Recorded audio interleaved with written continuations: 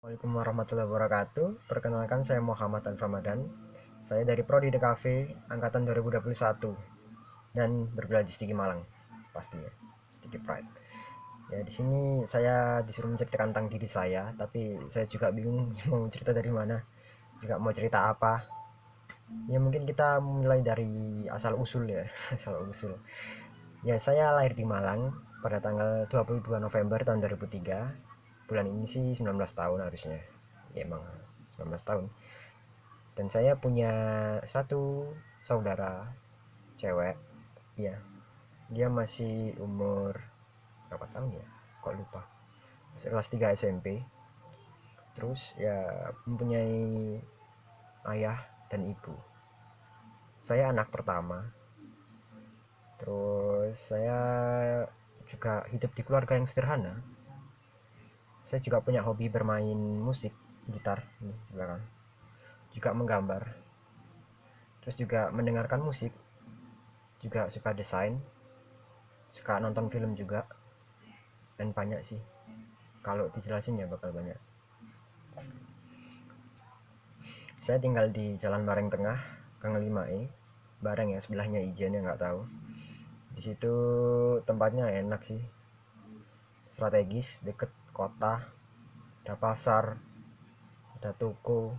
Oh ya, saya juga berjualan atau rumah saya adalah toko. Toko kecil-kecilan aja sih sebenarnya. Jual alat tulis, jual makanan, ciki, beras, gitu. Peracangan juga. Terus saya juga dulu bersekolah di SDN Bareng 3, lulus ke SMP 15, terus ke SMK NMC, National Media Center, yang ada di Tunggul Wulung. Lalu ya berkuliah di Stiki.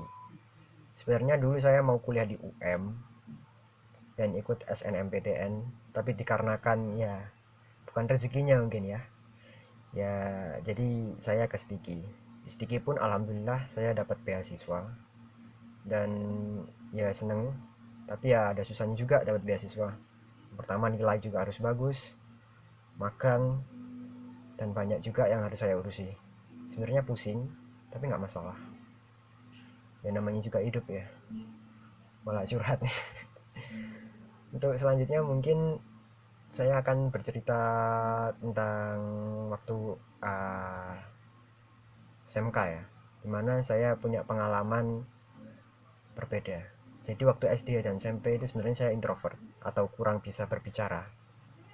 Ya, jadi saya takut ke dunia luar, takut ketemu orang juga kayak minder.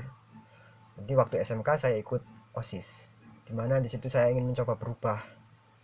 Gimana caranya kita bertatap muka dengan orang lain, gimana cara kita public relationship, gimana cara kita public speaking, dan banyak hal, leadership. Di situ sangat berubah banget sih.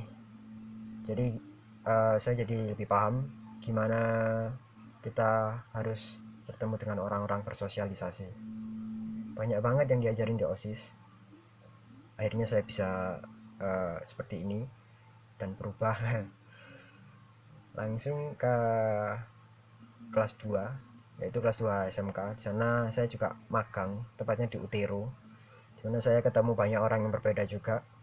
Langsung terjun ke lapangan dan bekerja di sana. Magang sih sebenarnya, tapi juga menerima klien. Klien juga ada berbagai macam. Di sini saya sebagai desainer ya, menemui banyak klien yang ya pastinya aneh-aneh ya. Ada yang minta cepet lah, ada yang gitulah, ada yang gini lah. Tapi ketika kalian, saya lah, bukan kalian, ketika saya bisa menyelesaikan apa yang diminta klien dengan sesuai, itu ada kepuasan tersendiri, lega. Jika aku bisa gitu. Sebelumnya saya nggak bisa apa-apa ya.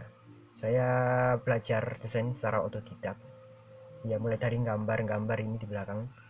Terus saya ingin mencoba ke bidang digital, yaitu desain grafis, buat logo, buat banner.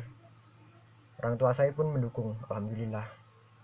Sebelumnya orang tua saya nggak begitu paham apa sih desain, apa sih dan grafis, buat apa, kuliah di kafe, ngapain ke kafe. Bukan ya, bukan ke kafe, tapi desain komunikasi visual. Setelah saya masuk ke di kafe, orang tua saya pun akhirnya memahami, oh ternyata TKV itu gini. Akhirnya ya banyak yang minta tolong ya, saya tolong desain ini desain itu ya, sebenarnya capek ya kan 3M, mas minta tolong makasih gitu ya. Sebenarnya ya keluh kesahnya desain di situ juga.